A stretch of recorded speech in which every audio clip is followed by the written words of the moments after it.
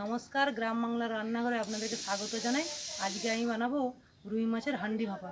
তাহলে চলুন বেশি না দেরি করে শুরু করি। রান্নাটা এই হাঁড়িতেই আমি করব। তাহলে চলুন ফটাফট শুরু করা যাক। প্রথমে আমি 4 পিস রুই মাছ নিয়ে নিয়েছি।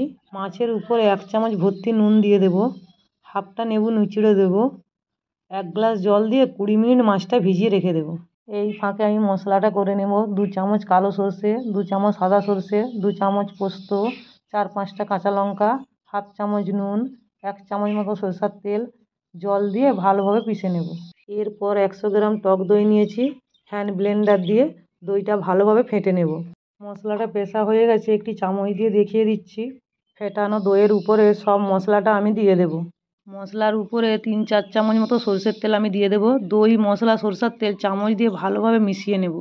এরপর লেবুর জল থেকে মাছটা তুলে আপনাদেরকে দেখিয়ে দেব। দেখুন মাছটা কত সুন্দর পরিষ্কার হয়ে গেছে আর মাছটা নরমও হয়ে গেছে। লেবুর জল থেকে মাছগুলো তুলে একটি থালাতে নিয়ে নেব। মাছের উপরে হাফ চামচ হলুদ গুঁড়ো, হাফ চামচ লঙ্কা গুঁড়ো দিয়ে হাত দিয়ে ভালোভাবে মাখিয়ে নেব। সব মাছগুলো হাত দিয়ে ভালোভাবে মাখিয়ে নিয়েছি। আগে থেকে যে দই আর মশলাটা তৈরি করেছিলাম, এই মাখানো মাছগুলো দইয়ের উপরে দিয়ে দেব। দিয়ে দই আর মশলাগুলো মাছটার সঙ্গে হাত দিয়ে ভালোভাবে মাখিয়ে নেব। মাছটা ভাপানোর জন্য একটি মাটির হাঁড়ি নিয়ে নিয়েছি। হাঁড়ির ভেতরে 1 চামচ সরষের তেল দিয়ে হাত দিয়ে ভালোভাবে মাখিয়ে নেব। তেল মাখানো হাঁড়ির ভেতরে মশলা মাখানো মাছগুলো সব একে একে দিয়ে দেব। দিয়ে মশলাটাও হাঁড়ির ভেতরে ঢেলে দেব। হাঁড়ির ভেতরে 2-3 চামচ সরষের তেল, 4-5টা কাঁচা লঙ্কা চেরা দিয়ে দেবো। একটি কলা পাতা আগুনে সেঁকে নিয়েছি।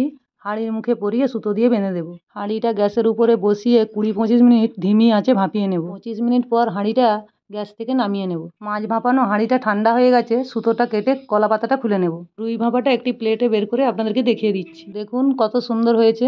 এই রেসিপিটি যদি ভালো লেগে থাকে তাহলে একটি লাইক অ্যান্ড সাবস্ক্রাইব করবেন। ধন্যবাদ, ভালো থাকবেন।